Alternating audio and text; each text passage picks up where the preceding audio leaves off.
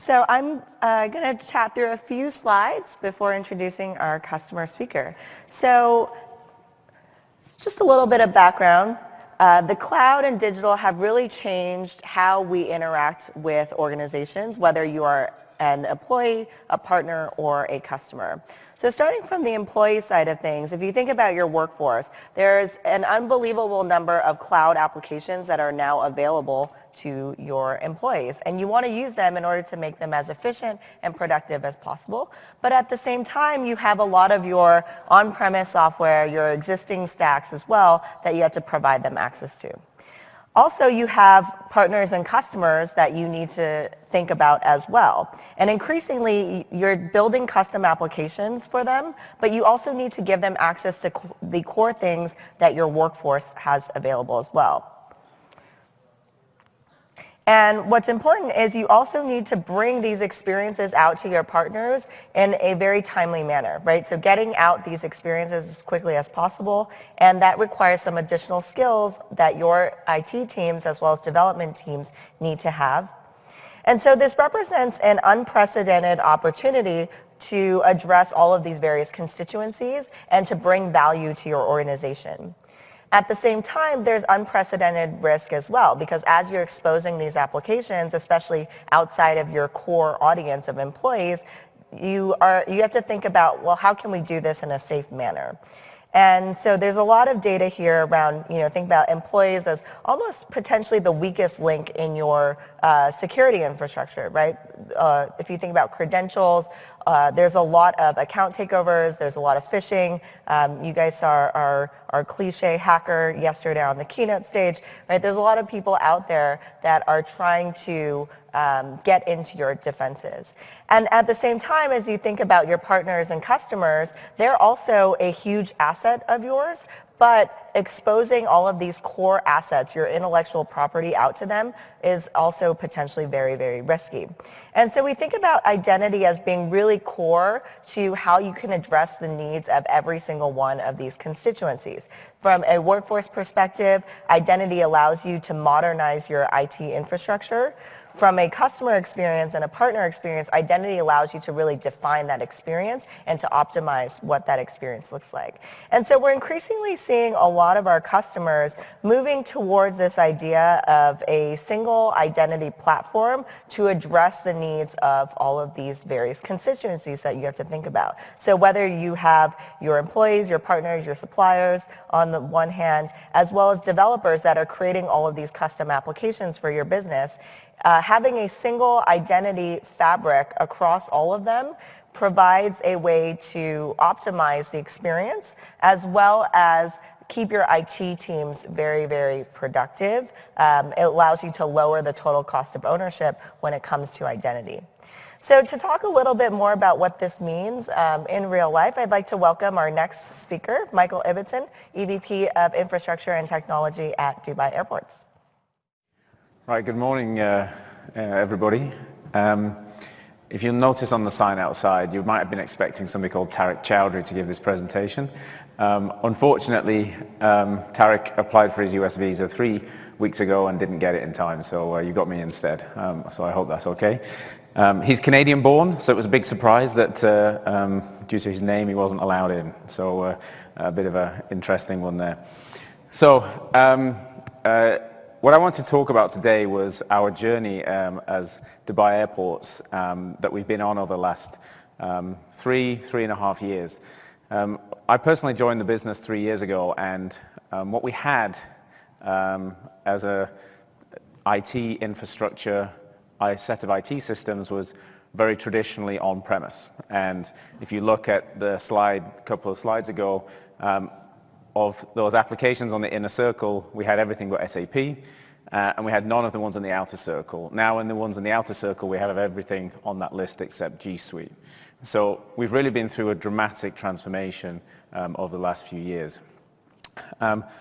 First of all, though, and we'll get into a bit more detail of that as we go along here, I want to just tell you a little bit more about Dubai Airports and what we are. First of all, customers. Who here has been on an aeroplane? Could you raise your hand? All right, so hopefully you're all potential customers. Who here has been on Emirates or flown through Dubai Airport at any point in time? Okay, a reasonable number. Not unlikely, we service 90 million international passengers a year through our primary airport, DXB, and which is more than the population of the United Kingdom, so it's a good number every year. It makes us the third biggest airport in the world behind Atlanta and Beijing. But as they have massive domestic operations, we like to promote ourselves as the biggest international airport in the world because all of our passengers are flying transcontinental usually on massive long journeys. And Emirates, our biggest airline, has only 777s and A380s in their fleet, so we have quite a massive operation going on. We have 2 runways, service around 410,000 aircraft movements a year, 2.5 million tons of freight, so it's quite a big operation we have going on. We actually have a second airport called DWC. I don't know how the C got dropped down there, but that only services about 1 million passengers a year right now, and about 35,000 aircraft movements. But interestingly enough, 1 million tons of freight, and that put it in, when I joined, it was in the top 20 airports in the world for freight. And that number is likely to increase before it becomes a major passenger facility. The ultimate design of the DWC airport is one of 5 runways and an enormous capacity of 200 million plus passengers. However, I think we've got a certain amount of time to go before it actually builds out to that full design, but strategically placed in the city, 60 kilometers from the existing airport to leverage on the growth of Dubai and the growth of the United Arab Emirates as well. Now, we as a company and as a technology team, we have a massive set of infrastructure, one of the largest digital networks in the Emirates. From a consumer perspective, probably the 3rd biggest behind Etisalat and Du, who are the 2 big telco service providers in the country. Obviously, there are some government and military networks which are quite large as well, but from a consumer-facing perspective, we're one of the biggest. And we have one of the world's best Wi-Fi products as tested by our consumers. We offer completely unlimited Wi-Fi for all of our passengers, and that means unlimited bandwidth as well. You're only constrained by the capacity of the access point you're connected to, which means you can get speeds of 100 or even up to 200 meg on your device if you're in the right place in the airport. And concurrently, at peak, that means 20 to 22,000 people connected and getting that level of service. So we really have a very exciting and dramatic proposition for our passengers compared to many airports in the world that still charge you $25 an hour for 1 meg of bandwidth. And we're hoping that many others come on board with our concept as things develop in the future. But more than just that, my actual role it also includes the infrastructure of the airport. So whilst I'm responsible for the entire IT stack, 2 years ago, my boss asked if I would take on board the whole infrastructure of the airport. And to put that into some numbers for you, 52,000 lights on the airfield, 140 kilometers of baggage infrastructure, conveyors and chutes and security screening technology, 6,500 CCTV cameras, over nearly 5,000 security access control doors, 3,500 wireless access points, 110,000 network points, 800 servers, 14 internet links. The airport is enormous because what we haven't put on here is also the chilled water infrastructure, the electricity infrastructure, and all of those other aspects. And we're now on a very extensive program of putting sensors throughout the whole airport, connecting everything to the network, pulling the data from them, and then we're going to get into predictive maintenance. We do our energy management program, also fits under me, and we've been driving down our energy costs and our carbon footprint, and we have a mission to reduce our energy bills from the 2015 baseline by 20% by 2023, and based on contracted commitments with energy efficiency companies, we've already achieved about 80% of that reduction will definitely be delivered by 2021, so we've got about another 20% to find.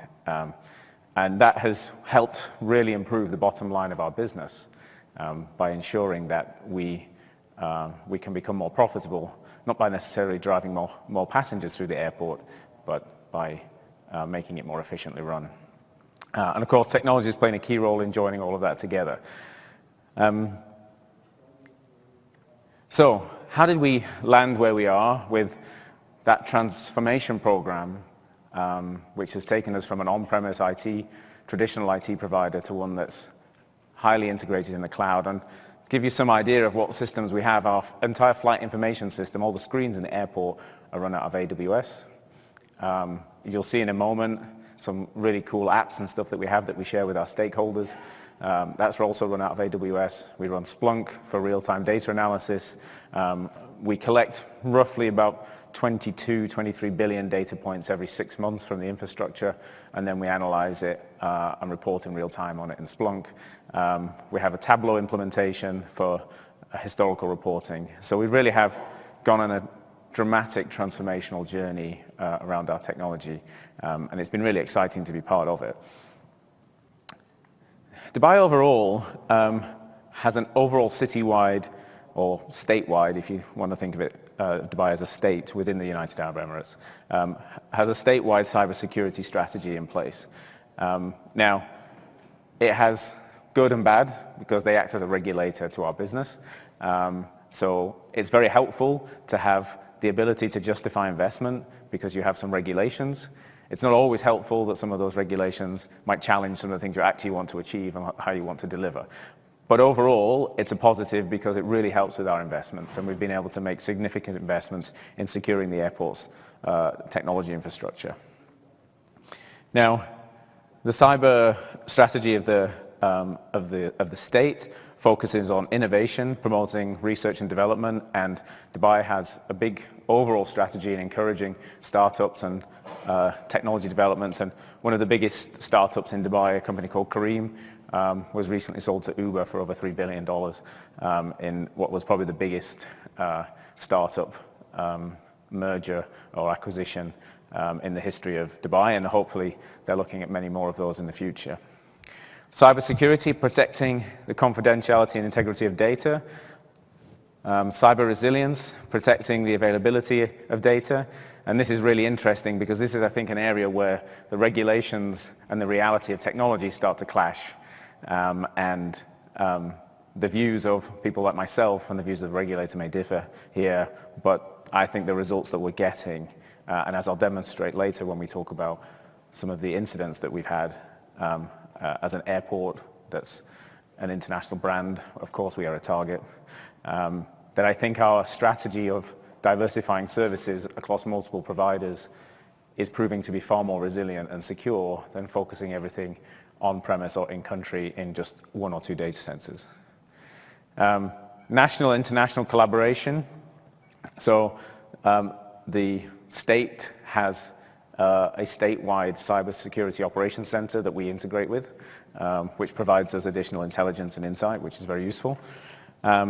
And a cyber smart society, and basically this is trying to ensure that everybody across society understands their responsibilities and the threats and the risks that are out there for them. And of course this is especially important for our own staff, of which we have 3,000 directly employed staff, but we support the IT services of around 100,000 people working on the campus. And of course every single one of those 100,000 people is a potential weak link in the chain around securing the airport and its operation. So if we look at our identity history, prior to 2015, it was a very traditional on-premise Active Directory environment. And then during 2015, the company, now I only joined in January 2016, so this was actually slightly before my time, but fortunately the CEO was very open to my ideas during my pre-contract and notice period from my previous employer, and took my input into a number of their projects. And one of the things that they were looking at was the provision of an on-premise identity management solution to support the rollout of a new HR platform. But the identity management solution they were looking to choose was provided by the HR platform provider. And it wasn't really going to give us the integration and the flexibility long-term that I knew we needed to be successful long-term. So I managed to convince the CEO to let us turn around that decision. And before I actually joined the company, convinced the organization to go to market for a cloud-based identity as a service platform.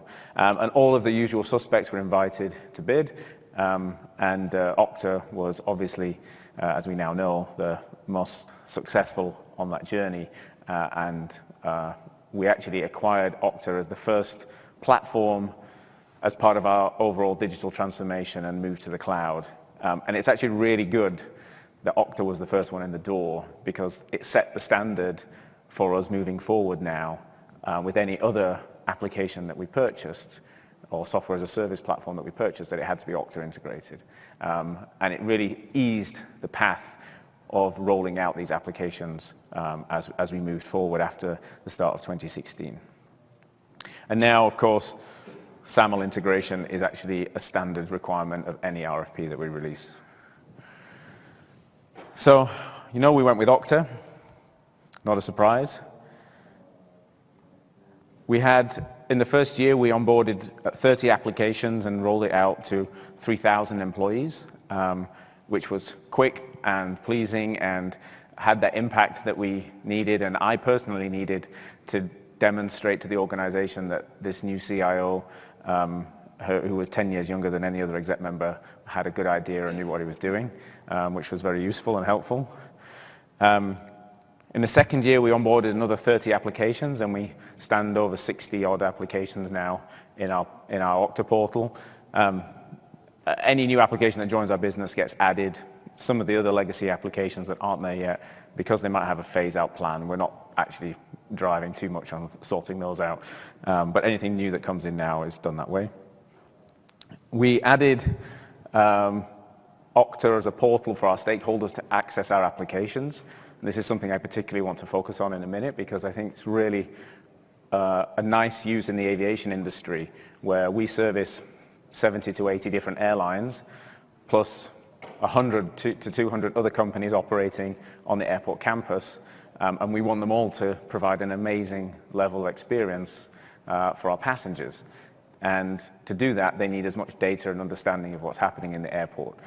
So being able to have them easily access our applications through an Okta portal on any web browser, tablet, or smartphone has proven to be extremely useful. And one of our applications specifically, which I'll demonstrate in a minute, has 20,000 users, even though we are a company of only 3,000. And those 20,000 are people working for one of the organizations that helps deliver the overall service at the airport. Airport's a fun and complex environment to work in, and we're trying to make a difference in a way that other airports haven't understood yet. And as I said, SAML integration has now become an absolute standard and requirement for any application introduced into Dubai Airport. And any application that any business unit is interested in bringing in, if the vendor can't support SAML, then they either don't get to progress in the tender process, or they have to make a commitment as part of their contract to deliver it. And it's really important to hold that strong line, because if you don't, you'll end up with a proliferation of applications where you have identity problems. So if you look at it today, our Okta page looks something like this. This is a relatively unmanaged one. Obviously, people move it around, do their own thing with their tabs and what have you. Training and development for our staff on their technology savviness, their ability to be, what they call it here, digital natives. We have a workforce where many people have been in the airport for 15 plus years, and getting them to use something as simple as the Okta portal is not actually as simple as it is for many people in this audience. So we have a team of people who go around and work on the adoption of these tools, run training sessions for everybody from the fire service to the CEO's office, to try and get them used to using these tools and adopting them in greater numbers. And whilst rolling out these tools and installing them is easy and quick, now that we have the right architecture in place, the hardest thing is getting people to use them properly. A great example for us is Box. We have it rolled out for 3,000 people. We have over 1 million downloads and uploads a month, but we have something like 50,000 paid views of content. So people aren't using the browser, they're just using Box Sync. And this is a massive mindset shift that we have to take them through to help them understand the collaboration parts of these tools, the notes, the tasks options, the commenting options, to try and drive them through into this new way of collaborating online.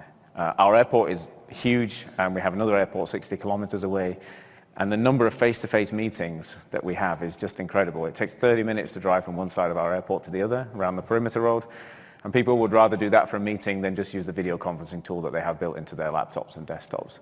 And they like to waste 4 hours a day driving from one place to another rather than doing something more productive. So we have a huge mission to go on to get people to understand these tools better and better and use them better, and that's what our focus is moving to. Rather than deploying new applications and new capability now, it's more about adoption. I'd like to just show you a little bit. I'm going to drop out of the slide deck here, and I'd like to show you some of our applications. So apologies that there was no plugging on this laptop, but I uploaded before we started a couple of interesting examples. Right, this web page was reloaded because it's using significant energy. Nice. So this is one of the applications that we use with our airport stakeholders. And what you're seeing here now is absolute real-time live operations on our airfield at the airport. So if you have a tablet or a PC and a web browser and you're given a Dubai Airport's login, you can have this application because it's all run in a browser. And it tells you all kinds of interesting things. This aeroplane just landed, and it flew in this direction, landed on this runway, and now it's going to taxi over to this stand and it's going to park there. Now, one of the things we're working on at the moment is developing this into more detail, integrating it with a lighting system, which thankfully is also under my responsibility, which will determine the route that the taxi takes because the lights change to let the pilot know where to drive. So one of the future options in this one is to actually show that dotted line not as a straight line, but actually as a route that the pilot will be taking. Now, if you start to think about what opportunity this creates longer term, integration with the aircraft, you no longer have to have traditional air traffic control and surface movement control when you could be providing this data live into the aircraft, so the pilot can see the route he's taking and then follow the lights on the floor which lead him there. So some really interesting opportunities. This plane here, which is just taking off, see if I can get its route. So this one came from this stand here, taxied around the end of this runway down here, and then it's on its way. UAE 524, don't know where that was going, but it's a Boeing 777. Now, if we look at the ones parked around the terminal building, we can see more information. This one's on F-19, Block 212, type A380. Next flight is EK203, and it's got 266 minutes left before it's going to depart. The next version of this software, which unfortunately is in our test environment, which I can't show you, actually also shows you which passengers came from which aeroplanes to get on this one, and where the passengers were going from the arrival flight as well. And it connects with nice lines going all across this to show you where all the passengers are going.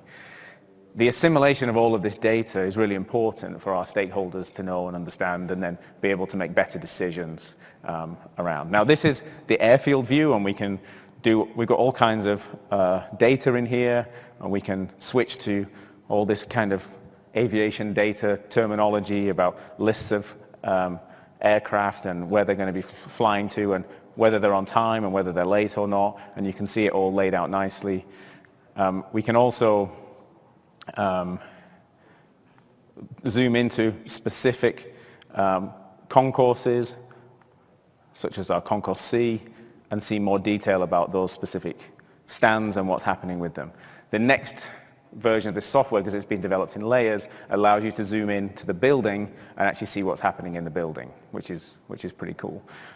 We also thought it was quite important that all of our different entities could see things in different ways. So we have the ability to turn on and show you what's happening with, that's the button I was looking for, by airline. So now we've been able to see which are the Emirates aircraft, which are the other airlines, which are fly-to-buy.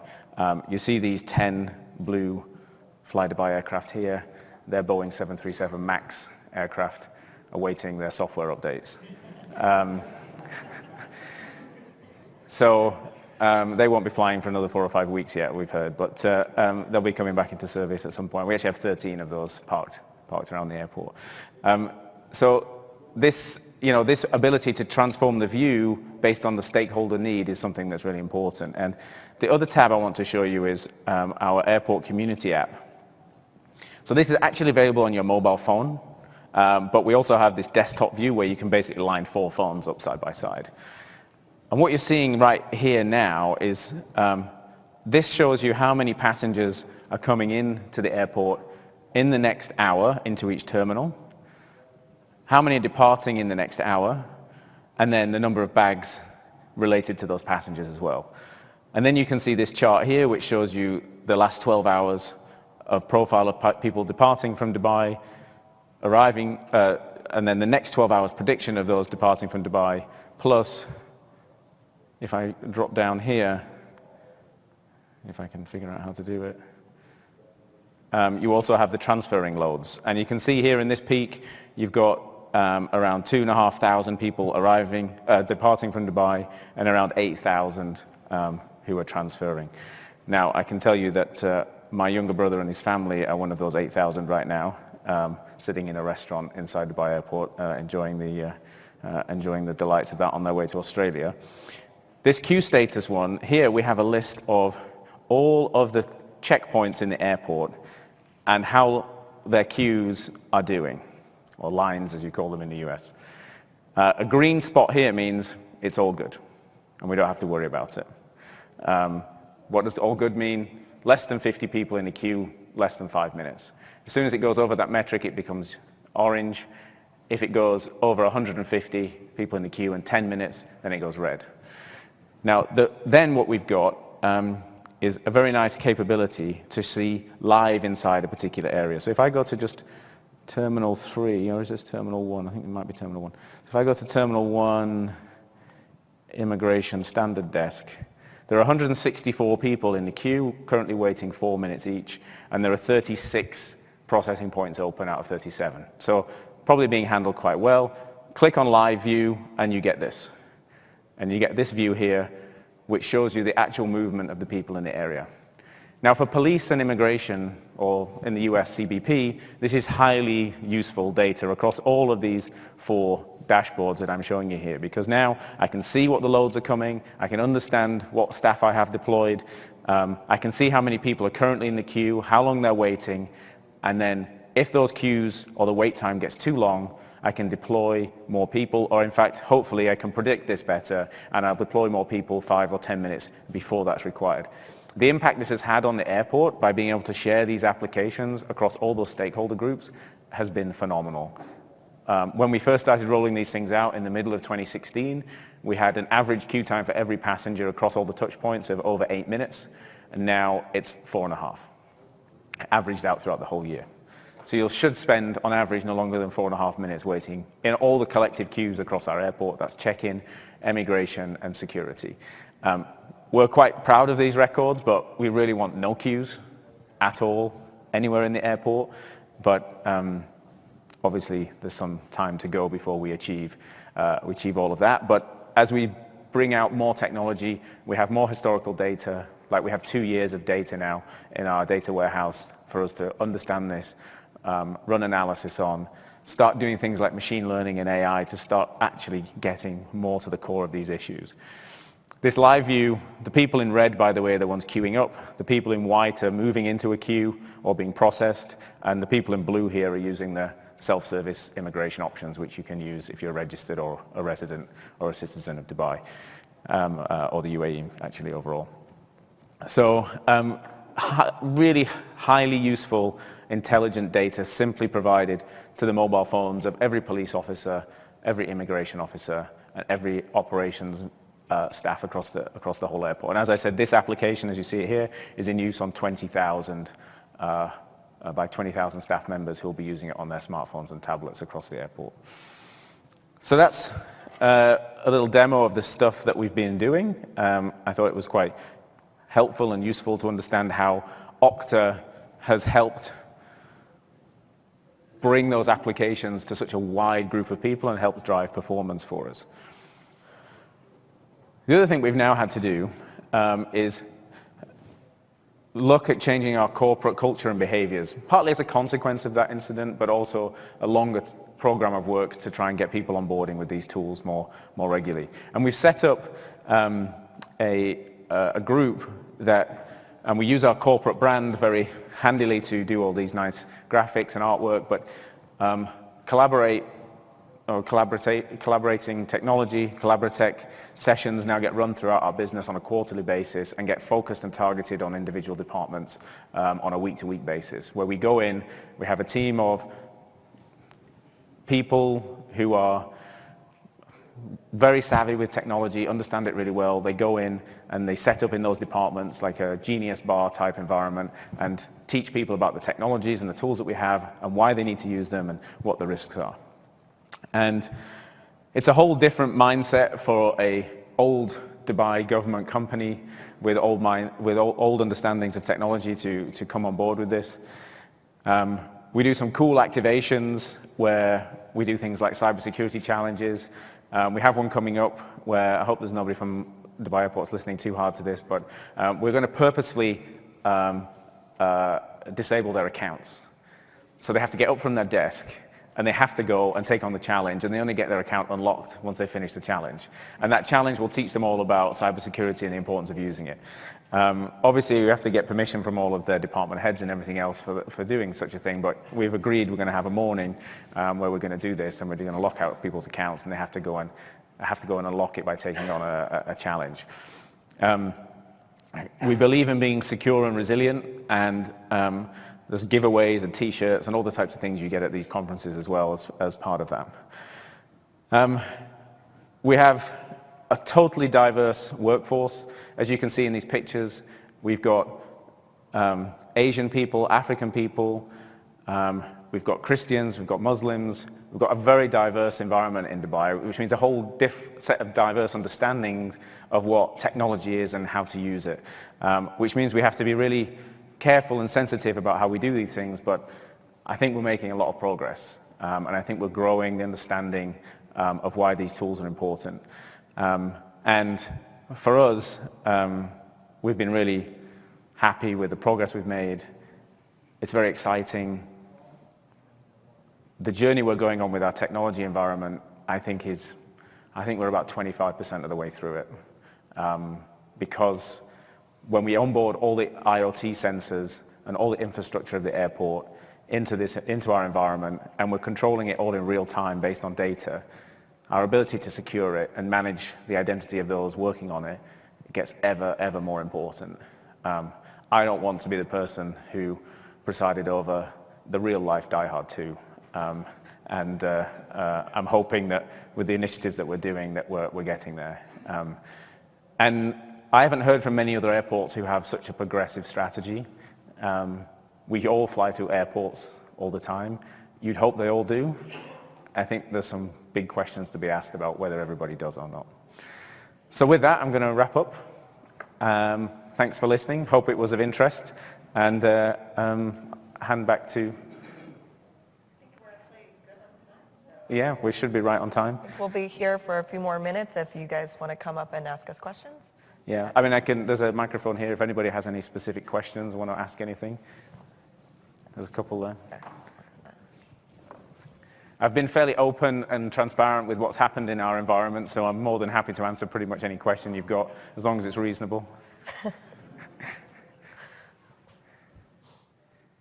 You mentioned about improvement in a queue, how fast you're processing them. Mm-hmm. Can you comment on lost luggages? Yeah. Any improvements there? Yeah, I can definitely comment on that. So I have a weekly meeting with my team that runs the baggage system, and when we started this in the end of 2016, focusing on reporting data from the baggage system in real time and monitoring it, we had a kind of maximum throughput of the baggage system of about 11,500 bags an hour. And already the airport and the aeroplanes that were arriving, the A380s can arrive with over 800 bags on each one. And you can land a lot of A380s in an hour. At our current throughput rate, it's about 35. which, as you can do the math, is more than 11,500 bags.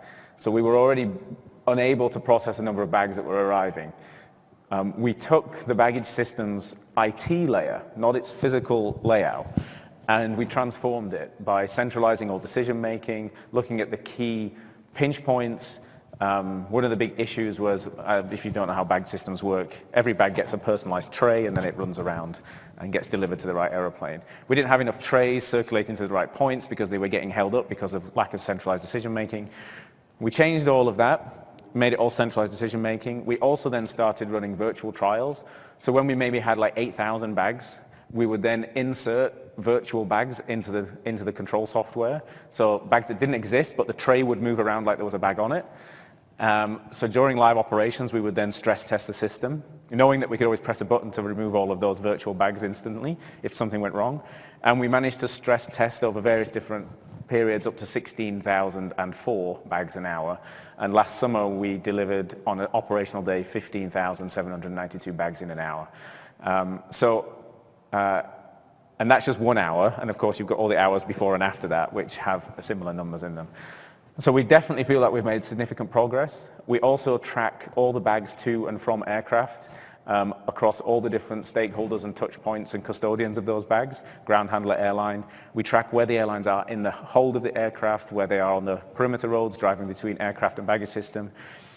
And we now reckon we can predict the arrival time of your bag to the baggage carousel to within about 60 seconds.